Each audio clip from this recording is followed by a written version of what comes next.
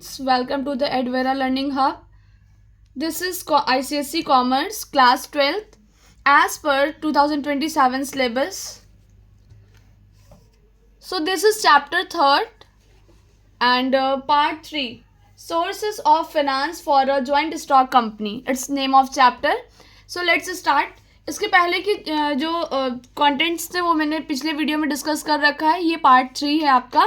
1 और 2 के लिए आप सर्च कर लें, इसके ऊपर की सारी चीज़ें मिल जाएंगी. बोनस शेयर्स और बोनस इशू क्या होता है? Sometimes a company may have a large undistributed profits which is wants to distribute among its shareholder. That means कभी कभी होता है कि कंपनी के पास एक लार्ज अमाउंट में अनडिस्ट्रीब्यूटेड प्रॉफिट रखा होता है और जिसे वो शेयर होल्डर्स को देना चाहती हैं, जिससे कि शेयर होल्डर्स और मोटिवेट हो जाएं और इम्प्रेस हो जाएं. सो that's Y instead of distributing these profit as a dividend, the company issue fully paid shares to them free of charge in portion to their existing shareholdings. That means बोल रहा है कि वो इस प्रॉफिट को dividend के form में नहीं बांटना चाहते हैं. वो जो कंपनी इशू करती है पूरे पेड शेयर्स को, उन्हें वो फ्री में देना चाह रही है एग्जिस्टिंग शेयर होल्डिंग्स को कुछ पोर्शन अपना. These shares are also called bonus share. That means कि शेयर होल्डर्स को डिविडेंड के अलावा कोई और भी फॉर्म में जो दिया जाता है प्रॉफिट या फिर पैसे, उसे बोनस शेयर कहते हैं. Issue of bonus share is also known as a bonus issue और a capitalization of the undistributed profits of the company. That means कि कंपनी का जो अनडिस्ट्रीब्यूटेड प्रॉफिट्स है उसे देना शेयर होल्डर्स को या फिर बोनस को इशू करना. जैसे कि एम्प्लॉयज़ को क्या किया जाता है, कभी कभी सैलरी दी जाती है और उसके साथ साथ बोनस भी दिया जाता है क्योंकि वो मोटिवेट होते रहें और भी ज़्यादा अच्छे तरीके से वर्क करें, उन्हें रिटेन किया जा सके. तो उसी तरीके से यहाँ भी किया जाता है कि शेयर होल्डर्स को डिविडेंड के अलावा कुछ और दिया जाता है जिसे बोनस इशू या बोनस शेयर कहते हैं. A company must comply with the following condition before issuing bonus share. बोल रहा है कि कंपनी जो है उसको काफ़ी सारे कंडीशंस होते हैं, उसको फॉलो करना होता है बोनस शेयर इशू करने से पहले. पहला, articles of association of the company must authorise the issue of bonus share. That means जो आर्टिकल ऑफ एसोसिएशन है कंपनी की, वो ज़रूर ऑथराइज करनी चाहिए कि मतलब वो ज़रूर आपको परमिशन देना चाहिए, उसमें ज़रूर रजिस्टर्ड होना चाहिए कि आप बोनस को इशू कर सकते हो. ओके. नेक्स्ट है, it has on the recommendation of the board. ये बोर्ड ऑफ डायरेक्टर्स के रिकमेंडेशन पर होना चाहिए, जो कि ऑथराइज्ड होना चाहिए जनरल मीटिंग में कंपनी के, जैसे कि एजीएम हो गया, बीजीएम हो गया, इस तरीके से. Next, it has a default in payment of interest. मतलब बोल रहा है कि ये क्या होना चाहिए, ये नहीं कि डिफ़ॉल्ट ना हो, कोई प्रॉब्लम ना आए इंटरेस्ट को पे करने में या प्रिंसिपल को पे करने में. दैट मीन्स कि जैसे अब ऐसा हो जाए कि कंपनी प्रॉपरली डिविडेंड तो दे नहीं पा रही है और वो बोनस इशू करने के चक्कर में पड़ गई, तो ऐसा ना हो, वो प्रॉपरली उनका कैपिटल जो प्रिंसिपल अमाउंट है वो उन्हें क्लियरली पे कर पाए और साथ ही साथ जो पेमेंट के इंटरेस्ट है उसको भी पे कर पाए.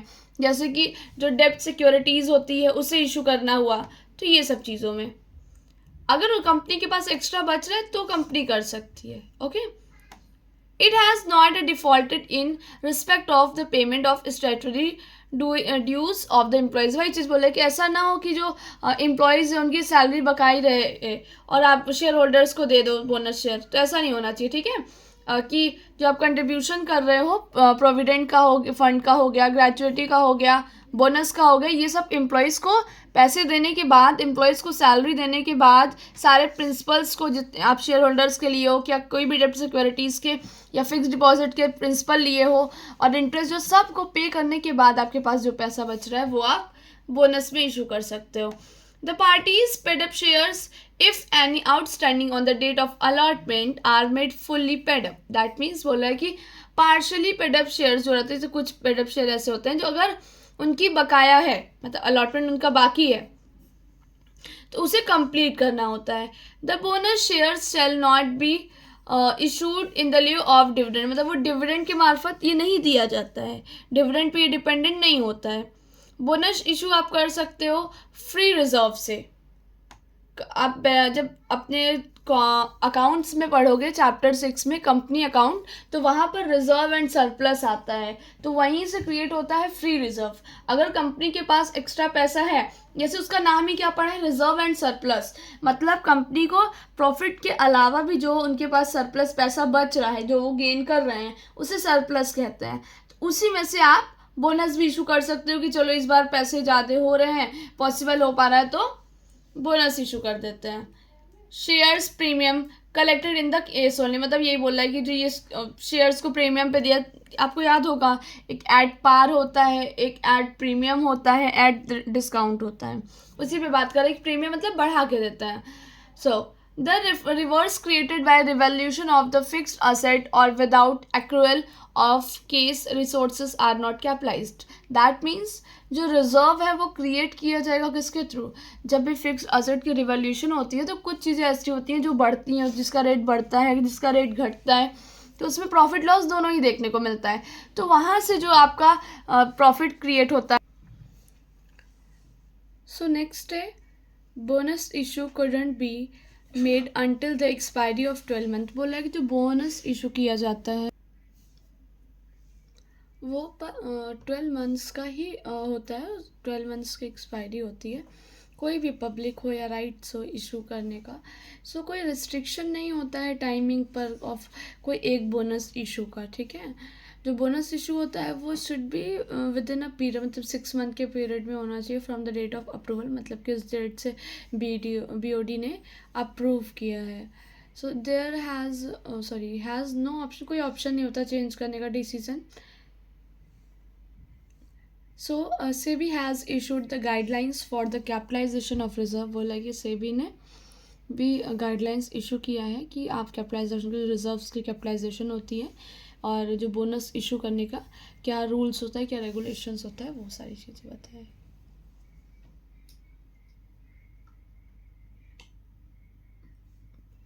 राइट्स शेयर्स और राइट्स इशू। बोला a public company limited by shares में एट एनी टाइम, मतलब बोला है कि जो पब्लिक कंपनी है लिमिटेड बाय शेयर है, याद रखिएगा। अभी एक तरह का टाइप है,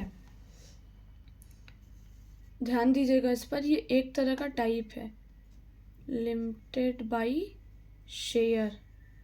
इवन आप ये ले लीजिए कंपनी लिमिटेड बाय शेयर। 3 तरह का होता है, पता है ना। एक होता है अनलिमिटेड कंपनी, दूसरा होता है कंपनी लिमिटेड बाय गारंटी, और थर्ड होता है कंपनी लिमिटेड बाय शेयर। तो यहाँ पे बात चल रही है कोई पब्लिक कंपनी की जो कि लिमिटेड बाय शेयर है, वो किसी भी समय इंक्रीज कर सकता है अपने सब्सक्राइब्ड कैपिटल को, नए शेयर्स को इशू करके, ठीक है। अभी बोला लेकिन जो डायरेक्टर्स होते हैं कंपनी के, वो नहीं ऑफर कर सकते नए शेयर को किसी भी दूसरे पीपल को at their discretion. Section 62 of the Companies Act 2013 provides that ये Companies Act 2013 प्रोवाइड करता है कि जब भी कोई कंपनी प्रपोज करेगी इंक्रीज करने के लिए अपने सब्सक्राइब्ड कैपिटल को शेयर इशू करने के थ्रू, याद रखिएगा ये मैटर करता है कि आप किस थ्रू इंक्रीज करना चाह रहे हो अपने सब्सक्राइब्ड कैपिटल को। तो शेयर्स को इशू करने के थ्रू करना चाह रहे हो तो ये उन्हें ये ऑफर कुछ ऐसे शेयर्स पर देने पड़ेंगे जो एग्जिस्टिंग मेंबर्स होते हैं कंपनी के, उनको इस तरह का ऑफर देना पड़ता है।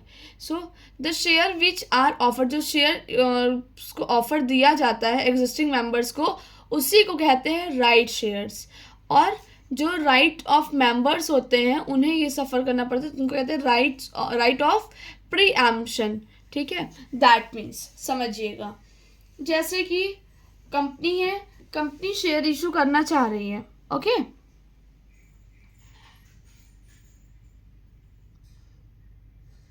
सो उन्हें क्या होता है कि अभी जैसे उसने 2 लाख किया, अब वो चाह रही है कि 50,000 का और करें।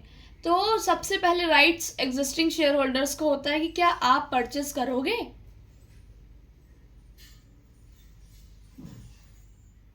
क्या आप दोगे, मतलब जितना आपने अभी तक में पैसा इन्वेस्ट किया है हमारे कंपनी में, क्या आप और इन्वेस्ट करना चाहते हो, तो उन्हें ये राइट दिया जाता है। तो उन शेयर्स को कहते हैं राइट शेयर्स। और जिन लोगों को दिया जाता है, जिन मेंबर्स को दिया जाता है, उनको right of pre. The offer of right shares shall be made by a notice specify the number, बोल रहे हैं कि जो राइट शेयर के ऑफर्स होते हैं उन्हें एक नोटिस के थ्रू बताया जाता है, नोटिस के थ्रू ऑफर किया जाता है शेयर्स को। नोटिस क्या होती है, एटलीस्ट 30 डेज की नोटिस होती है जो कि एक्सेप्टेंस ऑफ ऑफर होता है, मतलब आपको 30 डेज का टाइम दिया जाता है कि आप ऑफर को एक्सेप्ट करो, ठीक है। अगर वो ऑफर आपने एक्सेप्ट नहीं किया है तो वो विद इन दिस पीरियड, मतलब इस पीरियड के अंदर में वो एक्सपायरी हो जाएगा, मतलब उसके जो अगर वो अगर 30 डेज बीत गया तो आप वो समझिए कि वो डिक्लाइंड हो गया है। ओके, नेक्स्ट बोल रहा है कि जो शेयर होल्डर्स है उनके पास ये राइट्स होता है कि वो री अनाउंस कर सकें अपने जितने भी शेयर्स उन्होंने ऑफर किया हुआ है उस फेवर में, कि नॉमिनीज के फेवर में या इस तरीके से। लेकिन बोला जब एक्सपायरी डेट मतलब एक्सपायरी डेट के बाद जो स्पेसिफाइड नोटिस दी जाती है या जो रिसीव किया जाता है इंटीमेशन ऑफ डिक्लाइन का ऑफर का, तो बोर्ड ऑफ डायरेक्टर फ्री होते हैं उसको डिस्पोज करने के लिए उस शेयर्स को। मतलब ये दिक्कत नहीं है कि आपके पास देर से पहुंच रहा है या आपने मैसेज को सीन नहीं किया, आपको नोटिस भेज दिया गया है, उस डेट से ये मान लिया जाएगा कि आपका काउंटडाउन शुरू हो गया है। Next, a company need not offer, बोला कंपनी को जरूरत नहीं पड़ता है फर्दर शेयर्स को इशू करने का एग्जिस्टिंग शेयर्स को। किस केसेस में, इन द फॉलोइंग केस बोला है ना, किस केसेस में बोलता है, तो कंपनी जब इशू होती है बीइंग मेड, जब इशू किया जाता है उसे with in a 2 year, 2 years के अंदर में कोई प्रॉब्लम नहीं होता है कि फॉर्मेशन करो, या विद इन अ 1 ईयर जो फर्स्ट अलॉटमेंट आती है उस पर जो पहले आएगा आप उस पर इशू कर सकते हो। क्लियर।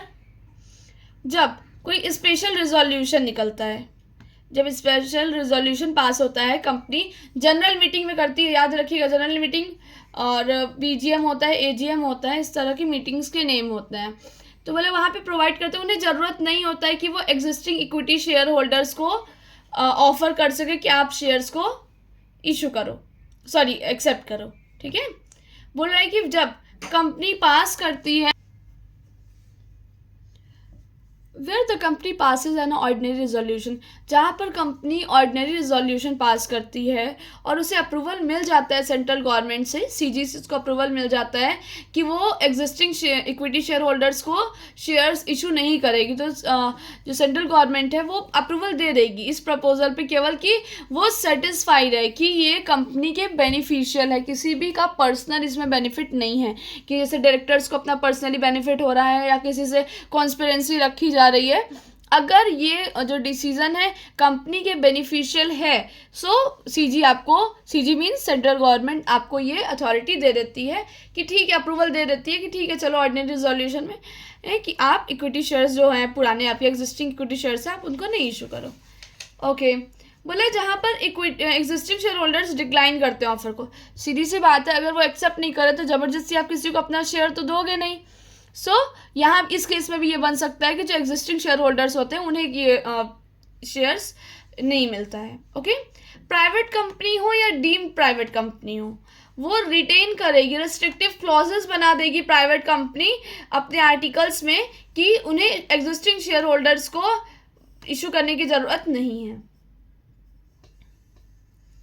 हाउएवर, जो राइट्स है इशू के शेयर को इशू करने का, वो प्लेस लेगा according with the guidelines of the securities and exchange, that means SEBI के अकॉर्डिंग। ओके, सेबी का फुल फॉर्म क्या होता है, सेबी का फुल फॉर्म ये है, securities and exchange board of India. Okay, next, what is the difference between right share and bonus share, meaning इसकी ऊपर हमने डिस्कस किया है, अब फटाफट इसमें रिवाइज करते हैं कि जब भी कंपनी कुछ फर्दर इशू करती, मतलब फर्दर शेयर्स को इशू करती है 2 साल के बाद, कंपनी के बनने के 2 साल बाद या 1 साल के पहले अलॉटमेंट पर ही, तो उन्हें मस्ट होता है कि वो शेयर होल्डर्स को ऑफर करें, सबसे पहले एग्जिस्टिंग शेयर होल्डर्स को ऑफर करें कि क्या आप मेरे शेयर्स को इशू करना, सॉरी सब्सक्राइब करना चाहते हैं कि नहीं। ओके, तो ऐसे शेयर क्या कहलाते हैं, राइट शेयर कहलाते हैं। नेक्स्ट, जब कंपनी के पास लार्ज अनडिस्ट्रीब्यूटेड प्रॉफिट बचा रहता है, ठीक है, सो वो फुल्ली पेड अप शेयर, जैसे जो फुल्ली पेड अप शेयर होता है तो उनके एग्जिस्टिंग में ये जो शेयर होल्डर्स हैं ये फ्री ऑफ चार्ज होता है, इनको कोई दिक्कत नहीं होती, कोई पेमेंट नहीं करना होता है। जो एग्जिस्टिंग शेयर होल्डिंग्स होते हैं उन्हें कहा जाता है bonus share. Okay, next, fully paid up, that means जो राइट्स होता है शेयर्स का वो मे भी पार्शली पेड अप हो सकता है और अनपेड अप भी हो सकता है. बोनस शेयर जो होता है वो ऑलवेज फुल्ली पेड अप होना चाहिए. कैश क्या है, राइट शेयर्स जो कैश को लाता है, कंपनी के जो ऑफर्स होते हैं उनसे वो कैश लाता है. और जो बोनस शेयर है वो फ्री होता है. In hence do not add anything, जो कंपनीज कैश बॉक्स में कुछ नहीं ऐड करते हैं. It is done. Next, to be paid for, किसके लिए पेड करना होता है, तो ये एग्जिस्टिंग शेयर होल्डर्स के लिए होता है ना. और ये जो होता है ये फ्री होता है एग्जिस्टिंग शेयर होल्डर्स के लिए ना. वो ये पेड होता है और ये फ्री होता है. Clear.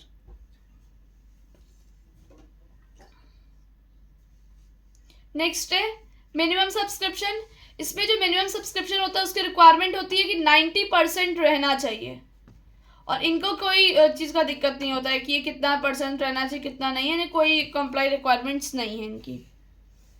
Next, separate bank account. बोल रहे हैं कि जब तक स्टॉक एक्सचेंज अप्रूव करे अलॉटमेंट मनी को, तब तक जो बुक है वो सेपरेट बैंक अकाउंट रहनी चाहिए शेड्यूल्ड बैंक में. Next, this is not relevant for bonus. ये बोनस के लिए रेलिवेंट नहीं होता है कि अलग सेपरेट आपका बैंक अकाउंट होना चाहिए, ऐसा कोई इशू नहीं होता है. Next one, right of renunciation. That means कि कोई एग्जिस्टिंग शेयर होल्डर है उसके पास ये राइट्स होता है कि वो वापस से री अनाउंस करे वो सारी चीज़ों को, और जो शेयर्स के पार्ट है जो ऑफर किया गया था उसे, उसके regarding as a right shares हो in favour of his nominee, मतलब उसके नॉमिनी में हो. नो सच फैसिलिटीज में कोई ऐसी फैसिलिटी नहीं प्रोवाइड की जाती है बोनस शेयर के केस में. Next, purpose of issue. ये क्या है, ये पर्पस मतलब बोल रहा है कि जो राइट इशू होता है, इनका जो राइट इशू होता है वो रेज करता है फंड को. किस लिए, कि कंपनी का ग्रोथ हो और डाइवर्सिफिकेशन हो. ओके, जो कि कंपनी को जरूरत पड़ती है उस चीज की. बोनस इशू करते हैं किसी से, कैपिटलाइज से, अनडिस्ट्रीब्यूटेड प्रॉफिट से, मतलब वही चीज बोला कि जो बचा हुआ प्रॉफिट रहता है डिविडेंड देने के बाद उसमें से शेयर इशू, बोनस इशू किया जाता है. गाइडलाइंस, अभी हमने ऊपर पढ़ा था कि इसकी गाइडलाइंस सेबी देती है, और इसमें कोई ऐसा कंपनीज एक्ट में कोई सेक्शन नहीं है जो रेगुलेट कर सके कि इशू ऑफ बोनस शेयर का क्या है, क्या जरूरी होता है. इसमें बस ये चीज़ होता है कि जो आर्टिकल ऑफ एसोसिएशन होता है और जो सेबी होता है उसके गाइडलाइंस में डिटेल में ये चीज़ें लिखी होनी चाहिए. ये नेक्स्ट, एम्प्लॉय ऑप्शन प्लान. ये क्या होता है, ESOP, an employ stock opinion plan. इसका मतलब ये होता है ये किस तरह का ऐसा स्कीम होता है जहां पर एम्प्लॉय कंपनी के लिए वो राइट्स दिया जाता है कि वो स्पेसिफिक नंबर ऑफ शेयर्स को परचेज कर सके और उस रीजनेबल प्राइस में, मतलब जो मार्केट की प्राइस है उससे कम हो, ड्यूरिंग द गिवन, जो स्पेसिफिक टाइम दिया गया, पीरियड दिया गया है उसके अंदर में एम्प्लॉयज़ को ये राइट्स दिया जाता है कि कंपनी के भले के लिए आप कुछ स्पेसिफिक नंबर्स ऑफ शेयर को परचेस कर लीजिए और वो मार्केट प्राइस से कम होना चाहिए. ओनली दोज एम्प्लॉयज, वही एम्प्लॉयज के पास ये राइट्स होता है जो कि फुलफिल किए रहते हैं कुछ स्पेसिफाइड एलिजिबिलिटी कंडीशंस को. अब उस कंडीशंस को देखते हैं कि कंडीशन क्या है.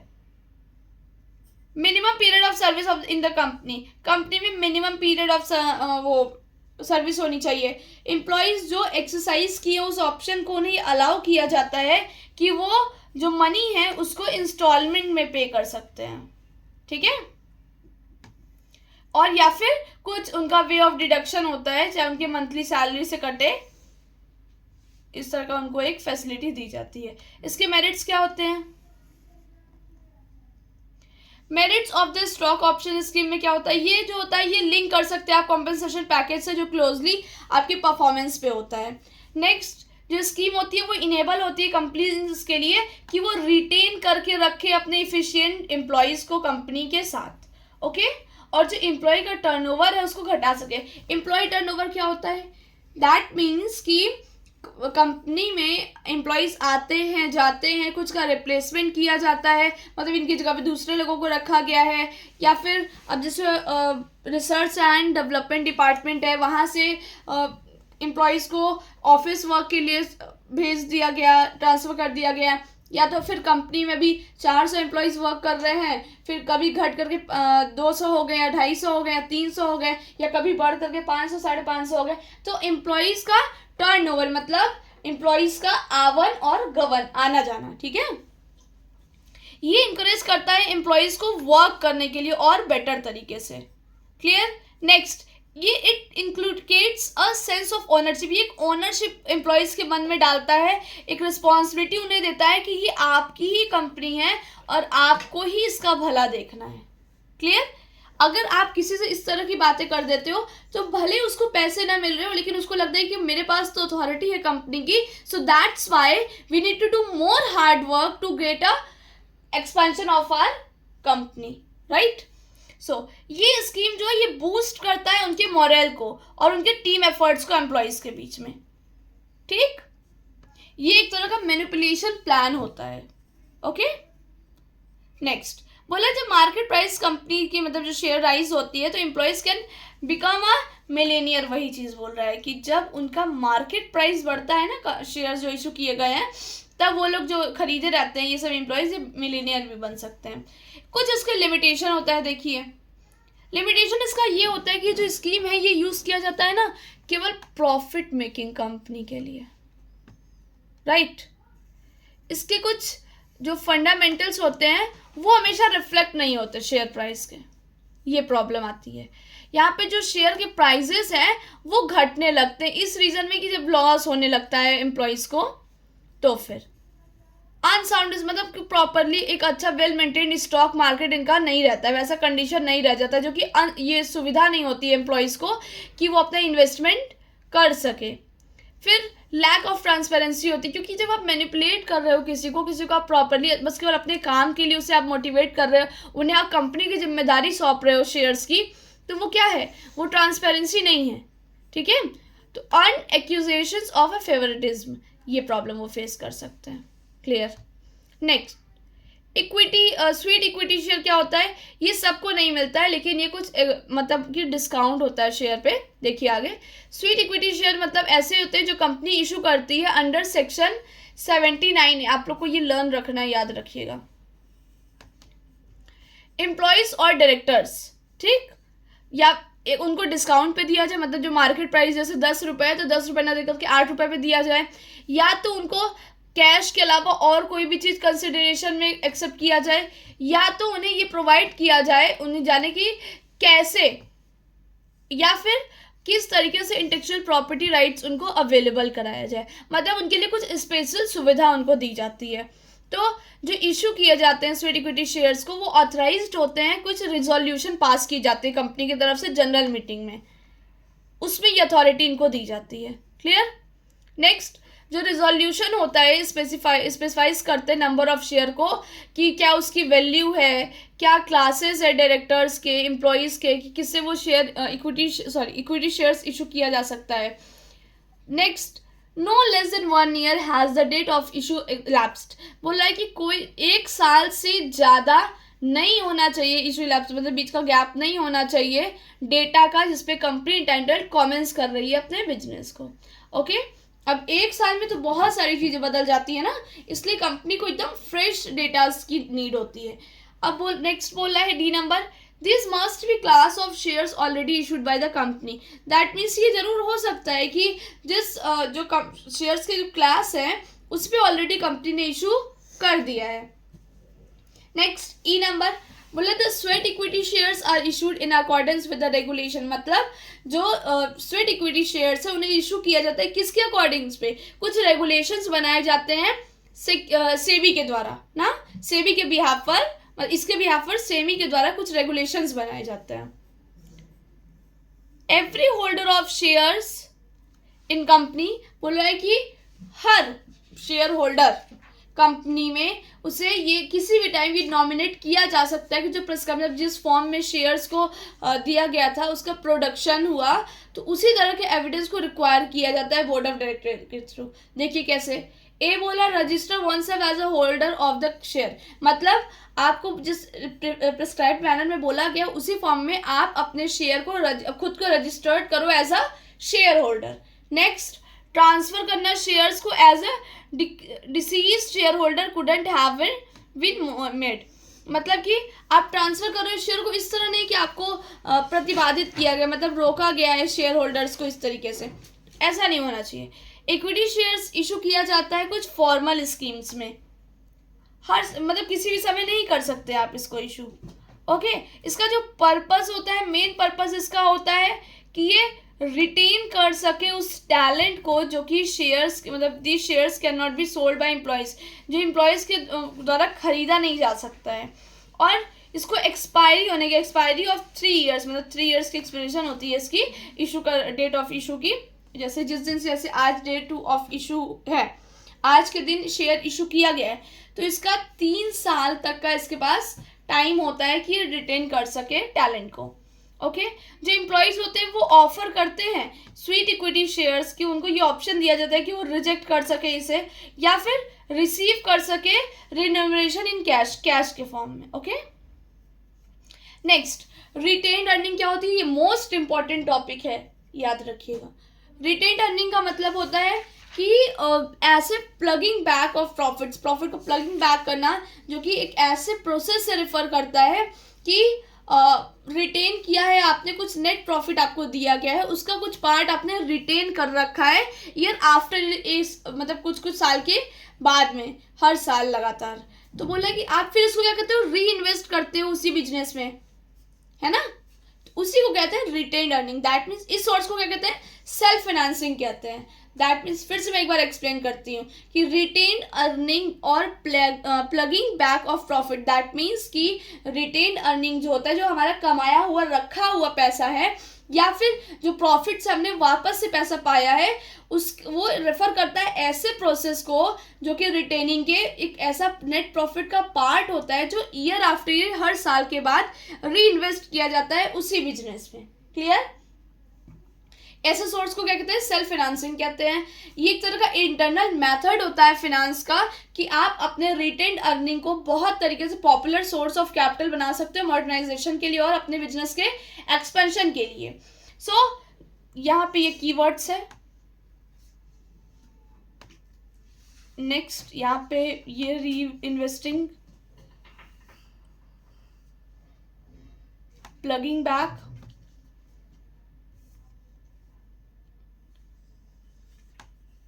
इंटरनल मेथड ऑफ फाइनेंस, ये पैराग्राफ ही बहुत इंपॉर्टेंट है। Next, the amount of retain earning in a company depend on several factors. That means company का जो रिटेन अर्निंग का अमाउंट है वो कंपनी के बहुत सारे फैक्टर्स पर डिपेंड करता है। जनरली ये ज़्यादातर नेट प्रॉफिट पर डिपेंड करता है कंपनी के। ये ना, इसकी कैपेसिटी जो होती है, जो greater is the capacity to plug back profit, इसकी कैपेसिटी बहुत अच्छी होती है कि प्लग बैक कर सकता है अपने प्रॉफिट को, वापस से अर्न कर सकता है और उसका यूज़ कर सकता है, ये चीज़ें उससे और भी ज़्यादा बना सकता है। Okay, next. Secondly, the dividend policy of company. It's a key point. The dividend policy of company. Determine the, वो पता चलता है उसे कि वो एक्सटेंड करता है कि क्या उसका प्रॉफिट है, कितना वो री इन्वेस्टमेंट कर सकता है, रिटर्न जो रहता है उसके पास अभी कितना प्रॉफिट रखा हुआ है, उसको फिर से बिजनेस में कैसे री इन्वेस्टमेंट कर सकता है। एक कंपनी वही चीज, वही पॉलिसीज को फॉलो करती है जो पे करती है लाइबरल को, या रेगुलर डिविडेंड हर साल पे किया जाता है, और वो एबल हो सके कि अपने प्रॉफिट को रिटेन करके, जो रिटेन होता है, जिनके पास पैसा होता है उसको रिटेन करके, to retain as much a profit, profit के जितना वो उसको रिटेन करके रखें। ठीक है, तो कंपनियां फॉलो करती है कुछ कंजर्वेटिव डिविडेंड पॉलिसी जो रेगुलर बेसिस पे चलता रहता है। ठीक है। Thirdly, the age of company affect the practice of self financing.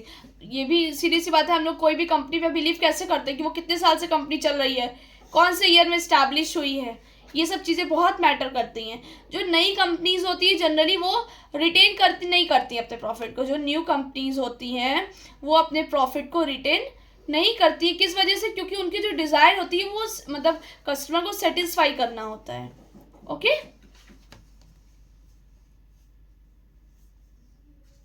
Next, दूसरी तरफ देखा जाए तो जो ओल्ड कंपनी होती है वो डिस्ट्रीब्यूट करती है सिर्फ अपने प्रॉफिट का एक स्मॉल पार्ट ही शेयर होल्डर्स को, या फिर क्या ये भी कर सकती है वो कि वो मेजर पार्ट को अपने रिटेन करके रखती है, उसको फिर प्लगिंग बैक कर देती है। और लास्ट में जो फ्यूचर प्लान्स होते हैं कंपनी के कि उनको मॉडर्नाइजेशन बनाना है और अपने बिजनेस को और एक्सपेंड करना है, एक्सपेंशन बनाना है, तो ये इन्फ्लुएंस करता है उसके मतलब, और ये भी होता है कि वो इन्फ्लुएंस और फिर रिटेन अर्निंग भी रख सकते हैं।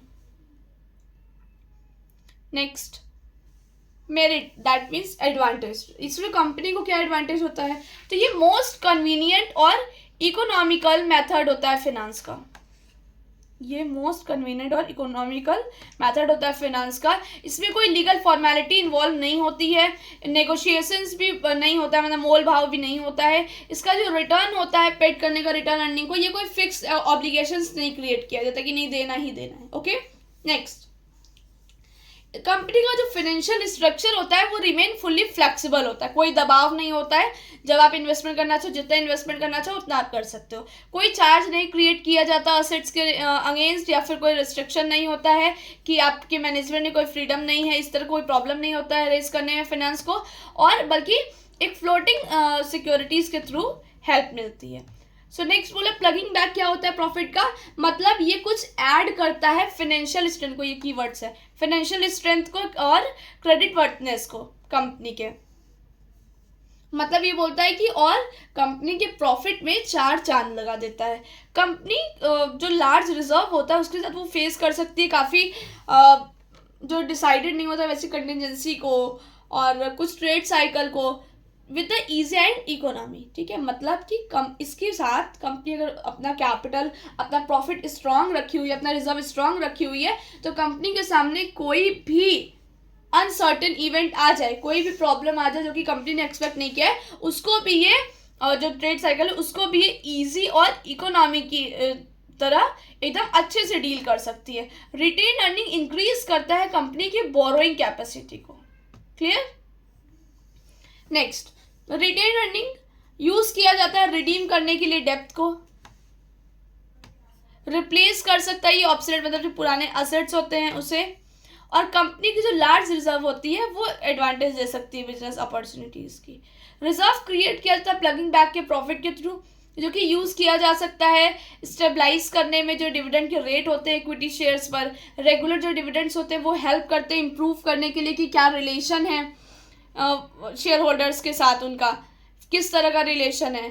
फिर यूज़ करते हैं वो रिटेन अर्निंग को कि वो डिस्ट्रीब्यूट नहीं करेंगे, मतलब वो वोटिंग कंट्रोल को, मतलब जो वोटिंग कंट्रोल होता है कंपनी का उसको वो डिस्टर्ब नहीं करना चाहेंगे।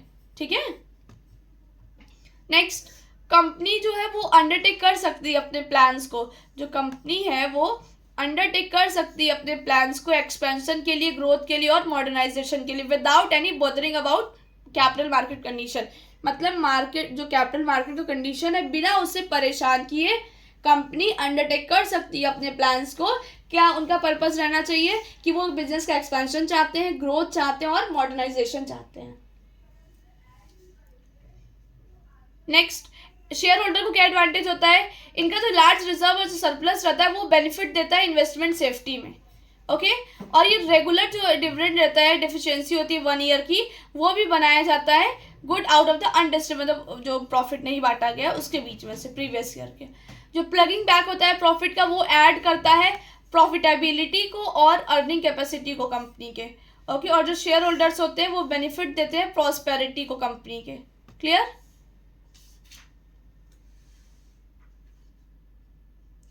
Next, advantage to the society, corporate saving में एक्सक्लेट करता है ये रेट ऑफ कैपिटल फॉर्मेशन को कंट्री के। सरप्लस जो होता है वो इकोनॉमी को और भी स्टेबल बनाता है। जो रेट होता है कॉर्पोरेट फेलियर्स का वो घटा देता है, मतलब कोई प्रॉब्लम जो आती है उसको कम करता रहता है। और किस में बदलता रहता है, ग्रेटर कैपेसिटी में एंटरप्राइजेस को, जो ऑब्जर्व कर सके कि जितनी भी प्रॉब्लम आ रही है, जितनी भी क्राइसिस आ रही है उसको हम कंप्लीटली और अच्छे तरीके से फेस कर सकते हैं। कंपनी अडॉप्ट कर सकता है मॉडर्नाइजेशन को और रेशनलाइजेशन को, स्कीम्स को, जो कि ऐड करेगा और इंडस्ट्रियल प्रोडक्टिविटी के लिए अच्छा होगा और फ्लेक्सिबिलिटी को ऐड करेगा। क्लियर? जो बिजनेस एंटरप्राइजेस होते हैं वो प्रोड्यूस कर सकते हैं बेटर क्वालिटी ऑफ गुड्स को एट अ लोअर कॉस्ट, और जो सोसाइटी है लार्ज में वो भी बेनिफिशियरी बन सकती है कि जब स्टैंडर्ड ऑफ लिविंग उनका इंक्रीज होगा तो। क्लियर। डीमेरिट्स प्रॉब्लम क्या आती है ये देखते हैं। प्रॉब्लम ये आती है कि कंपनी का जो मैनेजमेंट है वो हमेशा रिटेन अर्निंग को नहीं यूज़ कर सकते हैं। ये मे भी इन्वेस्ट करें लेकिन अनप्रॉफिटेबल फील्ड में अगर कर दिया तो ये मे भी क्या हो सकता है, ये वेस्ट भी हो सकता है, उनका स्पेंड करना वेस्टफुल भी हो सकता है। ठीक है। बहुत ज़्यादा डिपेंडेंस हो जाना रिटेन अर्निंग पर कि कंपनी का जो मैनेजमेंट है कि वो शेयर्स को इशू कर रहा है। The practice of plugging back of profit बोल रहे हैं कि जो प्लगिंग बैक होता है प्रॉफिट का, उसका प्रैक्टिस में भी यूज़ कर सकता है मैनिपुलेट करने में शेयर प्राइजेस को ऑन द स्टॉक एक्सचेंज। जो इन्वेस्टेड इंटरेस्ट होता है में स्पेक्यूलेट करता है वो कंपनी के शेयर में, और ये डिसीव करने के लिए, मतलब इस तरह का थोड़ा झूठ बोलने के लिए कि ये जेन्युइन है और यूनिफॉर्म्ड इन्वेस्टर्स हैं, अनइनफॉर्म्ड इन्वेस्टर्स हैं। ठीक है। सो हैवी इन्वेस्टमेंट जो है वो अर्न करेगा ईयर आफ्टर ईयर। बहुत डिससेटिस्फैक्शन भी हो सकता है शेयर होल्डर्स के बीच में, उन्हें लो डिविडेंड भी दिया जा सकता है। इनडिस्क्रिमिनेट कर सकते हैं आप रिटेन अर्निंग के को इनडिस्क्रिमिनेट यूज़ कर सकते हो। मे बी इसका रिजल्ट जो है वो मोनोपोली रहे और concentration of the economic power रहे इन फ्यू हैंड्स, कुछ हाथ में। ये अनस्टेबल सोर्स रहे प्रॉफिट जो कि मे बी सेम ना हो, मतलब रिमेन जो है वो फ्यूचर्स ईयर के लिए सेम ना हो। जो प्लगिंग बैक है प्रॉफिट्स वो मे बी अनबैलेंस्ड हो सकता है इंडस्ट्रियल ग्रोथ के लिए, क्योंकि जो प्रॉफिट है वो इन्वेस्टेड करती है but outside in other industries, जो कि री इन्वेस्टमेंट होना होता है सेम इंडस्ट्री में, तो नेचुरल ग्रोथ जो है कैपिटल की वो एक हिंड्रेड होती है। Next, debenture. डिवेंचर भी एक तरह का ऐसा, डिवेंचर से भी डिनोट करते हैं कि ऐसा बोरोइंग होता है कंपनी के द्वारा जो कि रिप्रेजेंट करता है अपने लोन कैपिटल को। दैट मीन्स डिवेंचर होल्डर होते हैं वो क्रेडिटर होते हैं कंपनी के, मतलब लेनदार होते हैं। दैट मीन्स कंपनी डिवेंचर से ले रही है तो जो डिवेंचर है वो एक तरह का क्या है, जैसे शेयर होता है वैसे डिवेंचर होता है, ये आप समझिए। तो डिवेंचर एक तरह का डॉक्यूमेंट या फिर सर्टिफिकेट है जो कि कंपनी के द्वारा इशू किया जा रहा है एक प्रूफ में कि हाँ हमने आपसे पैसा लिया है। क्लियर। ये एक तरह का एक्सेप्टेंस होता है डेब्ट का। ठीक है। जो कंपनी देती है शेयर होल्डर को कि हाँ हम आपसे पैसा लिए और हम आपको रीपे कर देंगे इतने टाइम में इतने इंटरेस्ट के साथ। सो डिवेंचर एक तरह का सर्टिफिकेट होता है जो कंपनी के द्वारा इशू किया जाता है, उस पर कंपनी का कॉमन सील लगा होता है, दैट मीन्स डिजिटल सिग्नेचर लगा होता है, इस तरीके से कि वो अपने जो डेब्ट लिया है वो कंपनी वो उसको एक्सेप्ट कर रहा है और बिना किसी चार्ज के, कंपनी के एसेट्स के बिना किसी चार्ज पर। और जो इंटरेस्ट होता है डिवेंचर पर वो भी पेड होता है फिक्स्ड रेट पर, जैसे प्रेफरेंस शेयर में फिक्स्ड होता है ना वैसे ही। और ये पेबल होता है पीरियडिकली, मतलब टाइम टू टाइम, मैच्योरिटी तक हो गया या रीपेमेंट करना पड़ा डिवेंचर का, तो इस तरीके से रहता है। डिवेंचर कोई वोटिंग राइट्स को नहीं कैरी करता है, ना ये जनरली इन्वॉल्व होता है किसी कंपनी एसेट्स के चार्जेस पे। ठीक है। ये जनरली जो कंपनी के जो एसेट्स होते हैं उसके चार्जेस पे इन्वॉल्व होता है बट वोटिंग राइट्स नहीं कैरी करता है। एवेलिन थॉमस ने कहा है कि डिवेंचर एक तरह का, ये लर्न कर लीजिएगा आप लोग, एक तरह का ये कॉमन सील है कंपनी का। डिवेंचर एक ऐसा डॉक्यूमेंट है जहाँ पर कंपनी की कॉमन सील लगी, कंपनी की सील लगी होती है कि वो प्रोवाइड करते हैं पेमेंट ऑफ प्रिंसिपल सम को और साथ में इंटरेस्ट को एक रेगुलर इंटरवल पर, जो कि सिक्योर्ड होता है एक फिक्स्ड और फ्लोटिंग चेंज में कंपनी की प्रॉपर्टी के, और अंडरटेकिंग रहता है एक्नॉलेजमेंट कि लोन आपने लिया है। नेक्स्ट, कैरेक्टरिस्टिक क्या होता है इसका? मेन फीचर इसका होता है कि ये रिप्रेजेंट करता है एक बोरोड फंड को। दूसरा, इसका जो रेट होता है वो फिक्स होता है। थर्ड, जो ईयर टू ईयर इरिस्पेक्टिव होता है वेदर जहाँ पे प्रॉफिट होते हैं या फिर नहीं होते हैं। डिवेंचर जनरली कैरी नहीं करता है वोटिंग राइट्स को। फिर जनरली ये इन्वॉल्व होता है कंपनी के जो एसेट्स होते हैं उसके चार्जेस पर। अगर कोई इंटरेस्ट या बोरोड सम पेड नहीं किया जाता है डिवेंचर होल्डर को उस टाइम पे, जो स्पेसिफिक टाइम दिया गया है, तो वो कोई लीगल एक्शन ले सकता है कंपनी के खिलाफ, ऑफ कंपनी के अगेंस्ट में। डिवेंचर रीपेबल होता है एक स्पेसिफिक पीरियड में, टाइम में, जो कंपनी की वाइंडिंग अप हो सकती है उस समय भी ये ले सकता है। नेक्स्ट, डिवेंचर और शेयर में क्या डिफरेंस होता है? फर्स्ट, जो स्टेटस होता है ये ओनर होते हैं, ये क्रेडिटर होते हैं। ये जो फ्लक्चुएशंस होती है इसके डिविडेंड में, प्रॉफिट में से, इसका क्या होता है? फिक्स्ड रेट होता है। ये ऑर्डर ऑफ रीपेमेंट होता है, अनसिक्योर होता है कि मिल पाएगा नहीं मिल पाएगा, बट यूजुअली ये सिक्योर्ड रहता है। इसमें वोटिंग राइट्स होती है, इसमें वोटिंग राइट्स नहीं होती है। जो टर्म होता है रीपेमेंट का, यूजुअली ई रिडीमेबल होता है और ये यूजुअली रिडीमेबल होता है। रिस्क जो होता है होल्डर को, इसमें कोई सिक्योरिटी नहीं होती है, रिस्क ज़्यादा होता है। इसमें जनरली सिक्योरिट होता है और रिस्क बहुत कम होता है। ठीक है। रिस्ट्रिक्शंस होता है इशू करने पे, जो सर्टेन रेस्ट्रिक्शंस है कोई, या फिर इसमें कोई रेस्ट्रिक्शन नहीं होता है। ये होता है कि आप कुछ शेयर्स को इशू कर सकते हो, कुछ को नहीं कर सकते हो, बट इसमें होता है कि आपको रिस्ट्रिक्शन हो, मतलब कोई रिस्ट्रिक्शन नहीं होता है। कन्वर्टिबिलिटी, इसमें कन्वर्टेबल नहीं होता है और इसमें कन्वर्टेबल हो सकता है। काइंड्स ऑफ डिवेंचर क्या है?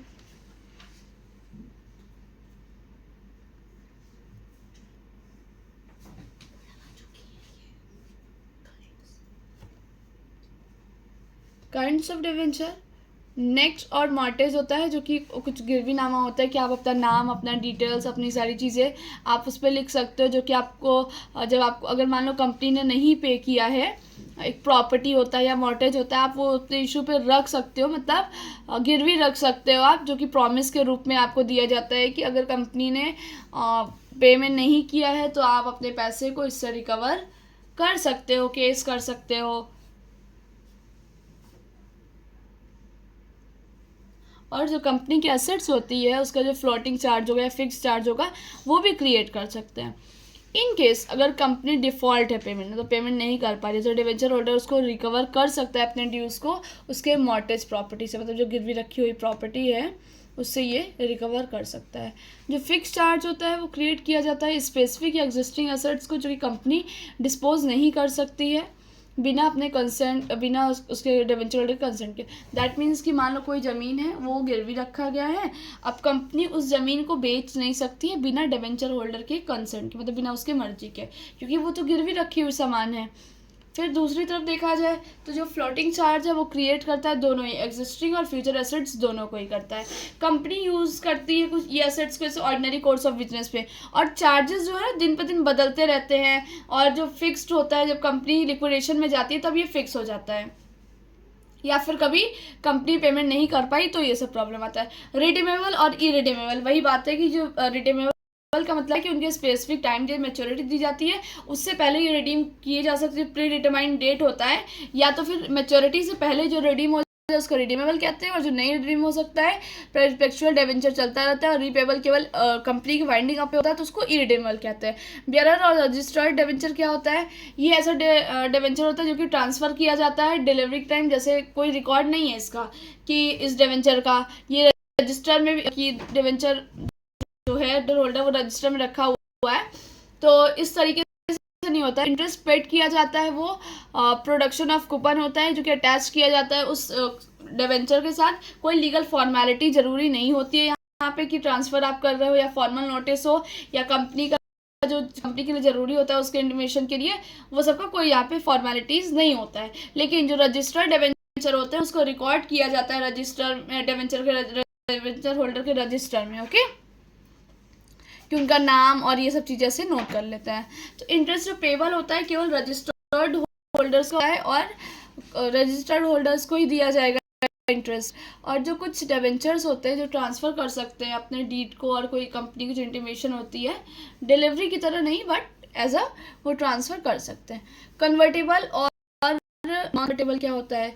इन केस अगर कन्वर्टेबल डिवेंचर है तो जो डिवेंचर होल्डर होते हैं उन्हें ये ऑप्शन दिया जाता है कि आप अपने डिवेंचर को इक्विटी शेयर में कन्वर्ट कर सकते हो एक स्पेसिफिक टाइम में, और कुछ सर्टेन कंडीशंस होता है। ये सर्व्स करता है इंसेंटिव डिवेंचर होल्डर्स को कि इस कोर्स में आप पार्टिसिपेट कर सकते हो कंपनी के प्रॉफिट में और कंपनी का जो मैनेजमेंट पार्ट है उसमें। नॉन कन्वर्टेबल कोई ऐसी राइट्स को नहीं कैरी करता है, वो इक्विटी शेयर में ट्रांसफ़र नहीं हो सकता है। इसके एडवांटेज क्या होते हैं? इसका ये फ़ायदा होता है कि अगर कंपनी के तौर पे देखा जाए तो इनको इकोनॉमिकल इन्वेस्टर कंसीडर करते हैं कि एक तरह का सेफ इन्वेस्टमेंट होता है। नेक्स्ट, इनको मैनेजमेंट फ्रीडम जाती है, ये वोटिंग राइट्स नहीं कैरी करते हैं। तो अगर कंपनी रेस कर रही है फंड की उसकी जो वीकिंग है, जो कंट्रोल है एग्जिस्टिंग मेंबर्स का, ये सब प्रॉब्लम होता है। और जो मैनेजमेंट होता है वो रिटेन कर करता है अपने इंडिपेंडेंस को, ठीक है। सो कोई इंटरफेरेंस नहीं किया जाता है डिवेंचर होल्डर के द्वारा कंपनी के मैनेजमेंट में। फिर अगर वो चेंज करता है, कन्वर्ट कर सकते हैं तो फिर होता है हेल्प, नहीं कर सकते हैं तो फिर उनका कोई राइट्स नहीं होता है। जो ट्रेडिंग होती है इक्विटी की, वो इंटरेस्ट ऑन डिवेंचर होता है जो कि फिक्स रेट से पे किया जाता है, और जो शेयर होल्डर्स होते हैं उनके लिए अवेलेबल होता है रिमेनिंग प्रॉफिट्स को। और फ्लेक्सिबिलिटी री कर सकती है फंड जो रेस की गई है उसको डिवेंचर को, कि कोई रिक्वायर नहीं होता है कि और चाहिए या उससे ज़्यादा, जितना वो लिया गया उससे और कुछ इंटरेस्ट होता है उतना करते, ठीक है। तो ये फैसिलिटी दी जाती है रिडेम्पशन पे कि वो अवॉइड कर सके जो डेंजर होता है, ओवर कैपिटलाइजेशन करना, फिर फाइनेंशियल स्ट्रक्चर में जो फ्लेक्सिबिलिटी आती है उससे जो प्रॉब्लम होता है, ये सबसे यह होता है कि टैक्स रिलीफ भी होता है कि इंटरेस्ट पेड करते हैं डिवेंचर पर, तो ये अलाउ कर देता है कि ठीक है आप जब टैक्सेबल जो इनकम होती है, जितने पैसे आपको टैक्स देना है उसमें से आप कुछ डिडक्ट कर देते हो, क्योंकि आप ये दिखाते हो कि आप इंटरेस्ट भी दे रहे हो डिवेंचर को। तो एक तरह के किस तरह का सेविंग होता है, इनकम टैक्स लायबिलिटी का सेविंग होता है, ठीक है। इसके डिसएडवांटेज क्या होते हैं कंपनी के पॉइंट ऑफ व्यू से, तो ये एक परमानेंट कंपनी में बर्डन बना रहा है। तो जाहिर सी बात है जब आप किसी से लोन ले रहे हो तो वो एक तरह क्या करेगा, आपका बर्डन का काम करेगा। ये एक जो क्रेडिट स्टैंडिंग है कि कंपनी ले लेके पैसा काम करती है, तो वो एक तरह का क्रेडिट स्टैंडिंग डिडक्ट कर देता है। असेट पे होते हैं कि अगर आप रीपे नहीं कर पाए हो तो आपके असेट्स को जब्त कर लिया जाएगा या उसके थ्रू पैसे को रिकवर किया जाएगा। फिर डिविडेंड में भी रिडक्शन आने लगता है, ये सब चीज़ें होती हैं।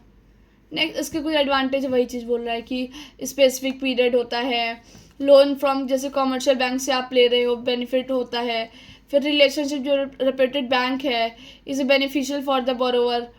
रीपेमेंट जो होता है वो future earning out of future earning से होता है। इंटरेस्ट आती है बैंक लोन्स पर प्रेडिक्टेबल होता है, डिटरमाइनिंग प्रॉफिट है।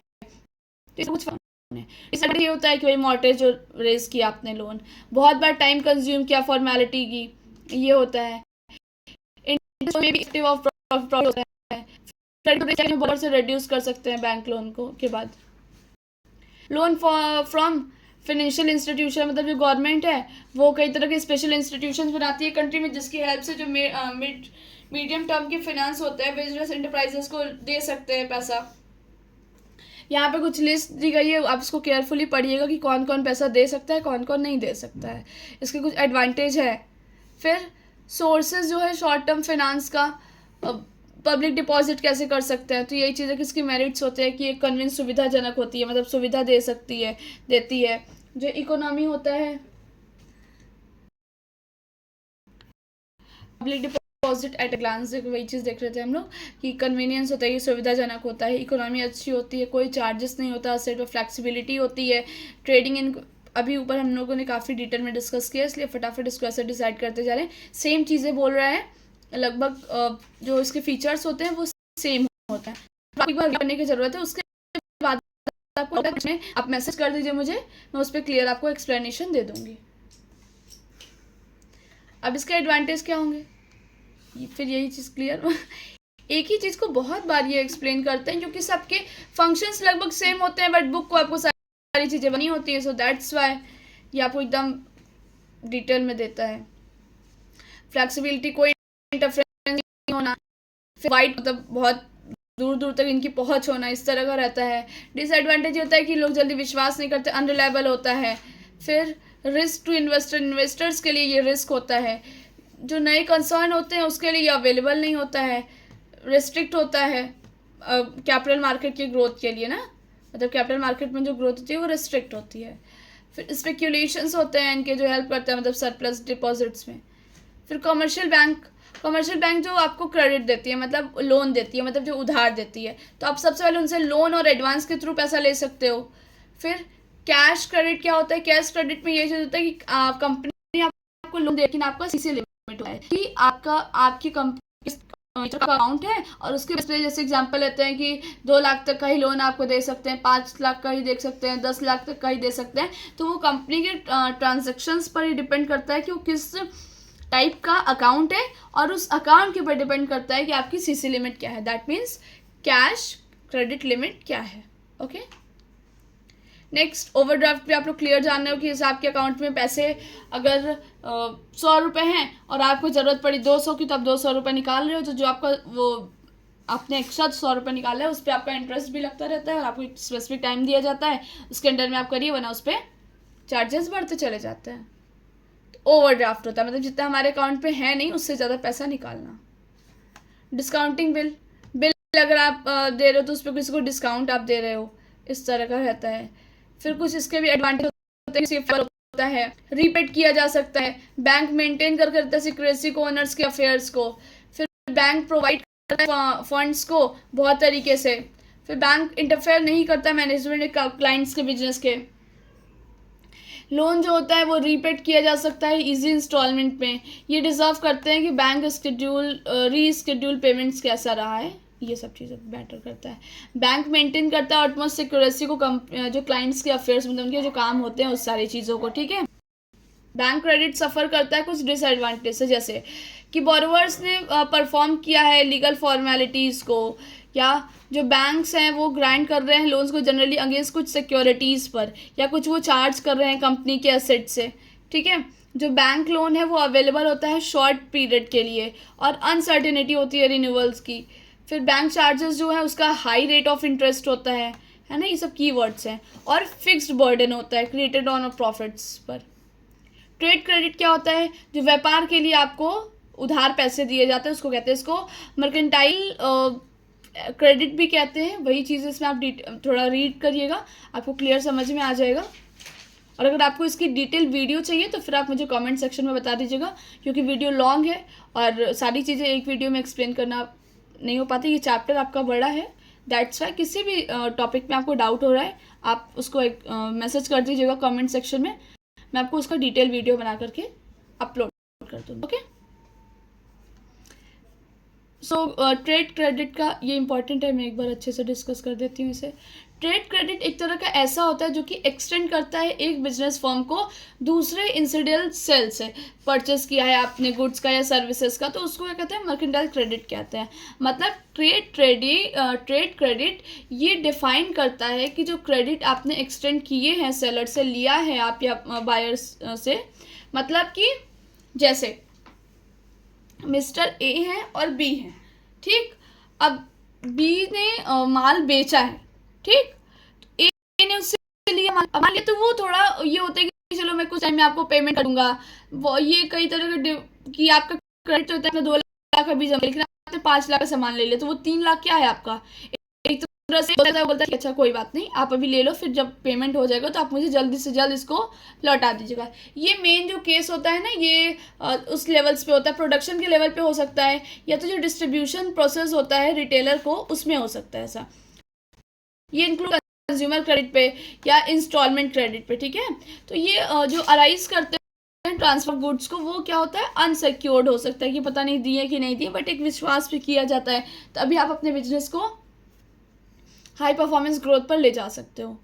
फिर जो इनका पीरियड रेंजिंग होता है, जैसे 15 दिन से लेकर 3 महीने का टाइम होता है। एक्सचेंज जब तक तो उसमें भी यही चीज़ था कि आपको 3 महीने तक का मैक्सिमम टाइम दिया जाता था कि 3 महीने के अंदर आपको उसका पेमेंट कर देना है, ठीक है, बिल ऑफ एक्सचेंज जो रहता था। और buying firm receive supplies without paying immediately, मतलब जो बाइंग फर्म होता है वो रिसीव करता है गुड्स को बिना तुरंत पेमेंट किए, जब उसका बिक जाएगा उससे पैसा मिल जाएगा, तब उस 15 दिन से लेकर के 3 महीने तक का उनको टाइम दिया जाता है, उसमें वो उसे रीपेमेंट कर देते हैं। फिर जो ट्रेड क्रेडिट होता है रिफ्लेक्ट करता है बायर्स के पावर को कि वो परचेस कर सकते हैं अभी और पैसा क्या देंगे, बाद में देंगे। वही मिस्टर बी और मिस्टर ए वाला केस हुआ, ठीक है। और ये ऑल्सो इंडिकेट करता है सेलर के फेथ को बायर में, कि चलो सेलर विश्वास रख रहा है बायर के ऊपर कि ये पैसा दे देगा। जो ट्रेड क्रेडिट होता है वो अवेलेबल होता है ऑर्डिनरी कोर्स ऑफ बिजनेस में, कोई सिक्योरिटीज जरूरी नहीं होती हैं इसके लिए।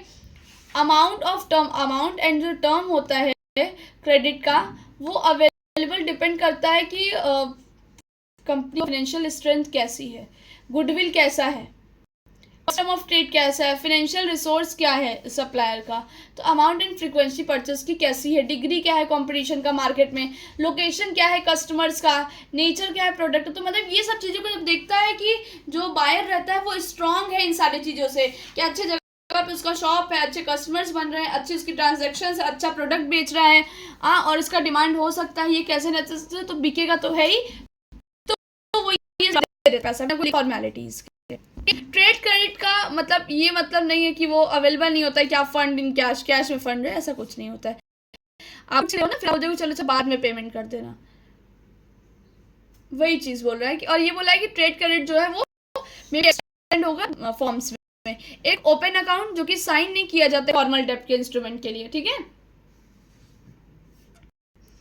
इधर ये एग्जांपल दिया गया अभी मैंने, जो ए और बी के फॉर्म में आपको बताया वो है।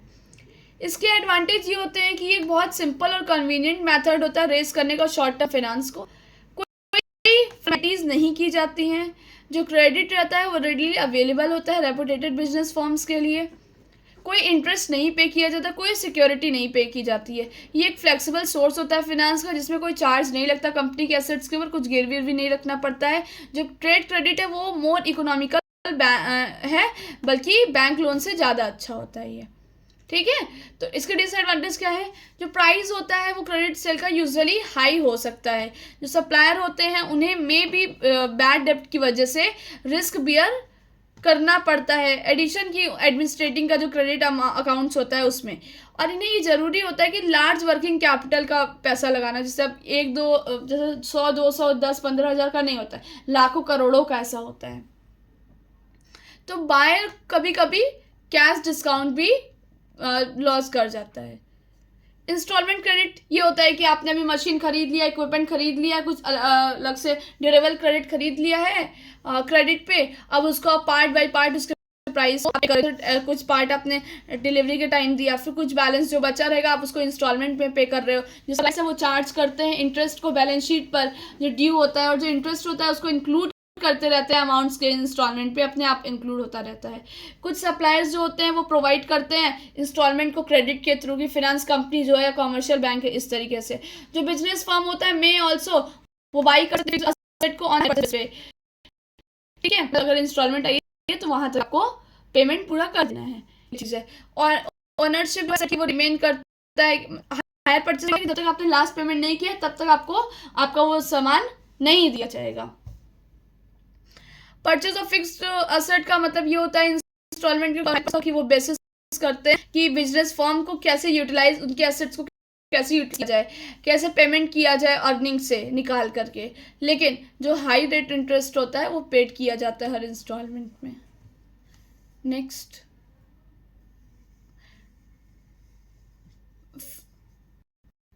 फैक्टरिंग मतलब बोला अकाउंट रिसीवेबल होता है फाइनेंस में, वही सब चीज़ें होती है कि जैसे आप कैसे फाइनेंस को रेस कर रहे हो, कैसे आप सेल कर रहे हो, या ऑफ बुक डेप्ट क्या है, फाइनेंस की कंपनीज जो होती हैं, जो फैक्टर्स जो प्रोवाइड करते हैं फाइनेंस मतलब पैसा देने को बिजनेस कंसर्न के लिए, तो उनका आउटराइट्स क्या होता है परचेस करके अकाउंट्स रिसीवेबल का, या फिर जो कंपनी अकाउंट्स की जो रिसीवेबल होती है उसके सिक्योरिटीज़ के अगेंस्ट में जो फाइनेंस कंपनी होती है जनरली वो एडवांस रखती है, 6% से ज़्यादा ही 60% का एडवांस वो अपने पास रखती है। जो डेटर्स होते हैं फर्म के वो पेमेंट करते हैं, जिनका ये टर्न करते हैं कि फॉरवर्ड्स होगा कंपनी की जो फाइनेंस मतलब फाइनेंस कंपनी है उनके ऊपर। कुछ डेटर्स जो होते हैं वो रिक्वायर्ड, उनको ज़रूरी होता है पेमेंट करना। बैड डेट लॉसेस हो गया, या फिर कोई अगर बॉन्ड किया कि बिजनेस कंसर्न अपने से ही प्रॉब्लम में आ गया है, आउटराइट सेल्स जो अकाउंट्स के रिसीवेबल हैं, और ये सब चीज़ें क्या कहलाती है, ये सब चीज़ें ही फैक्टरिंग कहलाता है, ठीक है। मतलब ऐसी ऐसी चीज़ें जो प्रॉब्लम क्रिएट कर सके या तुम्हें तुरंत पेमेंट करना होता है, ये इतना एक्सपेंसिव मेथड ऑफ फाइनेंस होता है, लोग कम इसे यूज़ करते हैं।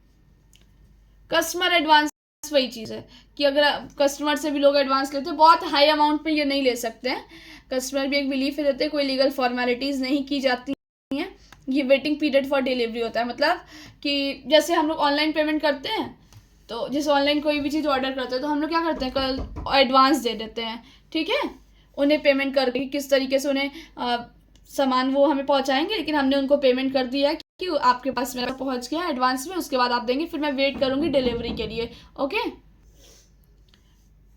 इंटर कॉर्पोरेट डिपॉजिट्स क्या होता है, ICD, ये भी इंपॉर्टेंट है। जब कंपनी बोरो करती है फंड को शॉर्ट पीरियड के लिए तो वो 6 मंथ तक का ही आप कह सकते हो दूसरी कंपनी को जो कि सरप्लस फंड होता है उसको इंटर कॉर्पोरेट डिपॉजिट कहते हैं। ICDs are generally secure unsecured होते हैं और अरेंज किए जाते हैं फाइनेंशियर के थ्रू। ये जो डिपॉजिट्स होते हैं यार वेरी ये बहुत कन्वीनियंट होते हैं, मतलब बहुत सुविधाजनक होते हैं एंड पॉपुलर होते हैं क्योंकि इसके पास कोई इसको लीगल फॉर्मेलिटीज़ नहीं इन्वॉल्व होती हैं इसमें। इसकी जो आइडेंटिटी होती है बोरोवर की उसको डिस्क्लोज नहीं किया जाता पब्लिक में। और जो रेट ऑफ इंटरेस्ट पेबल होता है ICDs पर वो डिपेंड करता है कि अमाउंट कितना है, क्या इन्वॉल्व किया जा रहा है और टाइम पीरियड कितना है। ओके और जो इंटरेस्ट रेट है वो पेबल होता है ICDs पे usually lower than the payable loan from, मतलब बैंक से जो आप लोन ले रहे हो या आप किसी फाइनेंशियल इंस्टीट्यूशन से जो लोन ले रहे हो उसके रादर देन इसका अमाउंट कम रहता है। ठीक है, जो एंटायर वर्किंग ICDs पे वो बेसिस होता है पर्सनल कनेक्शन के बोरोवर्स के बीच में और लैंडर्स के बीच में। ठीक है, और ICDs अवेलेबल होता है केवल रेपुटेटेड कंपनीज के लिए। So this is the end of chapter.